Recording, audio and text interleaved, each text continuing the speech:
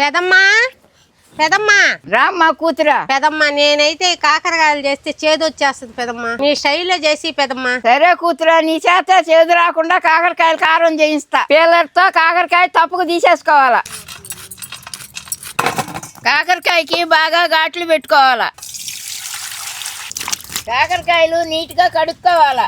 కొద్దిగా ఉప్పు పసుపు వేసి బాగా కలుపుకుంటే చేదు లేకుండా ఉంటది. ఎండుమిరపకాయలు బాగా వేయించుకోవాలా.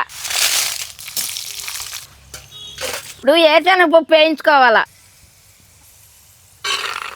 కాకరకాయ బాగా పిండుకొని నూనెలో వేసుకోవాలా. కాకరకాయ వేగే లోపల కాకరకాయలు కారం దంచుకుందాం. ఎండు కొబ్బరి, ఉప్పు, తెల్లగడ్డలు మనం దంచుకున్న పొడి కాకరకాయ మీద చల్లేద్దాం. అవ్వా అవ్వా అవ్వా ఈరోజు ఏం కూర చేశారవ్వా? కాకరకాయ కారం చేసా. కాకరకాయ అబ్బా చేదుగా ఉంటదవ్వా. నేను చేస్తే కాకరకాయ చేదు ఉండదు. నేను తిని చూసి రుచి ఎలా ఉందో చెప్పా.